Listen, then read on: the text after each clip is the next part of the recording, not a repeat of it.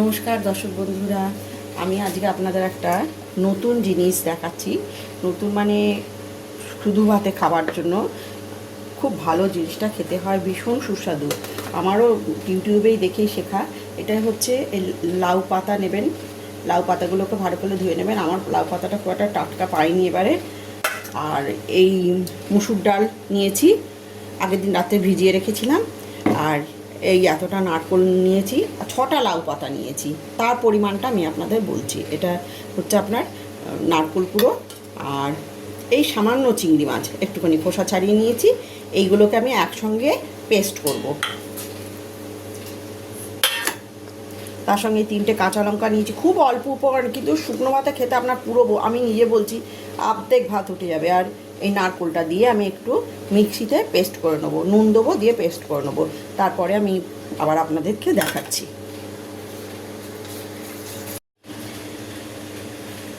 দেখুন, এই পাতাটাকে আপনারা এই দিকের জিনিসটা দেবেন, ঠিক আছে? আমি কীরকমভাবে করছি শুধু একটু দেখুন। আচ্ছা, এটাকে পেস্ট করে আমার এরকম হয়েছে, দেখতেই পাচ্ছেন। আচ্ছা, যদি আপনারা মনে করেন চিংড়ি মাছ দেবো না, তাহলে নিরামিষ হিসেবে যদি করেন, তাহলে শুধু মুসুর ডালও দিতে পারবেন না, নারকোল দিয়ে আর একটু মুগের ডাল দিয়েও করতে পারেন, কিন্তু তার টেস্ট অত ভালো আসবে না।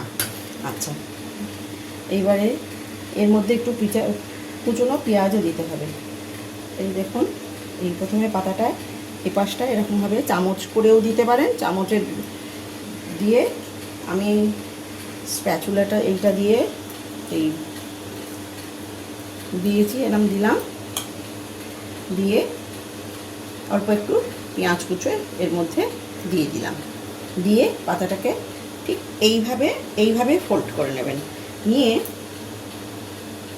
আরেকটু এই পাশে আমি একটা কড়া আপনাদেরকে দেখিয়ে দিচ্ছি, আস্তে আস্তে দেখাচ্ছি। এইভাবে দিলাম, আবার এইভাবে দিলাম, আর কিন্তু পেঁয়াজ দিতে লাগবে না।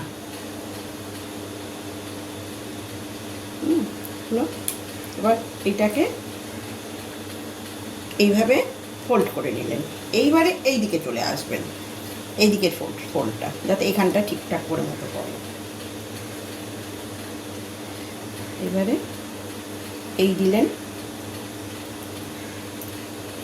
ইচ্ছা করে যারা নিরামিষ করবেন একটু পোস্ত বাটা দিতে পারেন, চাল মগজ বাটা দিতে পারেন, হ্যাঁ, দিয়েও করতে পারেন নিরামিষে। না, পনির ভালো হবে না, এইরকমভাবে দেবেন, দিয়ে পাতাটা সব এরকম করে নেবেন, দিয়ে এইখানটা অল্প একটু পেঁয়াজ দিতেও পারেন, নাও পারেন, কোনো অসুবিধা নেই। এবারে এইটাকে, এই ফুলটাকে এর ওপরে চড়িয়ে দিলেন, এরকম করে দেবেন, দিয়ে এটাকে এরকমভাবে মুড়ে রেখে দেবেন, এরকমভাবে মুড়ে রেখে দেবেন। দেখতে পেলেন কীরকমভাবে করলাম? এরকম ঠিক তিকোনা মতন এরকম শেপ হবে, যেরকম মোড়া ফুলটা এরকম হবে। এই একটা করে দেখালাম, বাকিগুলো করে অল্প তেলে চাটুতে সেঁকে সেঁকে ভাজবেন, খুব অল্প সময়, ভীষণ সুন্দর খেতে হয়।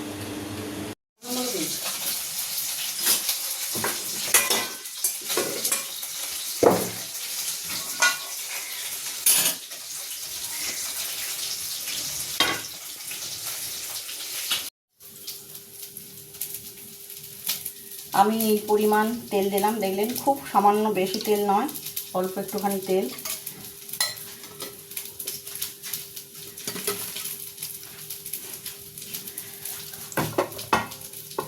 আমার চ্যানেলটা আপনারা প্লিজ সাবস্ক্রাইব করবেন, লাইক করবেন, শেয়ার করবেন, কমেন্টও করবেন, প্লিজ প্লিজ। অনেকবার বলি আমি, তবু যদি আমার কোনো ভুল ত্রুটি থাকে সেটাও শুধরে দেবেন, এটা আমি চাই। আমি কিচ্ছু মনে করব না, দুঃখও পাবো না, কারণ প্রত্যেক মানুষই ভুল থাকতেই পারে, সে তার ভুলটা শুধরে নেবে। আপনি বললে আমি কিছুই, আমি তো, আমাকে ভুল বোঝার অবকাশ দেবেন।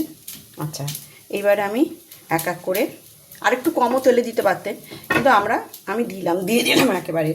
এইবারে এগুলোকে ভাজতে হবে, ঠিক আছে? এইবারে এই 2-3টে করে, বেশি নয়, যেরকম আপনাদের রেখে ধরবে।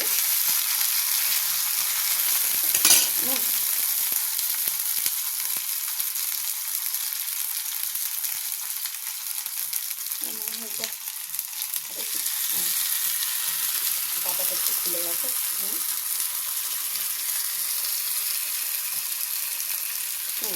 এবারে একটু চাপা দিয়ে দেবেন, চাপা দিলে তাড়াতাড়ি হবে।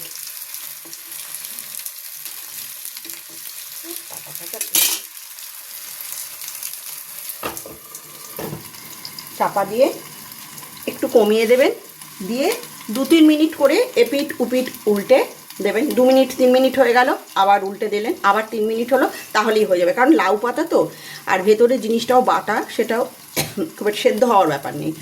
একটুখানি কম আঁচ কমিয়ে দেবেন, তারপরে আবার একটু হাই করে দেবেন, আবার 3 মিনিট বাদে করে এইভাবে ভেজে আমি আপনাদের পুরো ভাজা হয়ে গেলে আবার দেখিয়ে দিচ্ছি।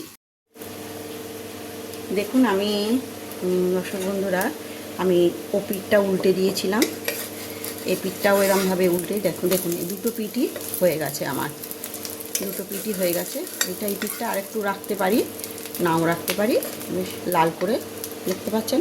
এই আমার হয়ে গেল লাউ পাতার পাতুরি, লাউ চিংড়ির পাতুরি বলতে পারেন, এর নাম দিতে পারেন, লাউ চিংড়ির পাতুরি হয়ে গেল।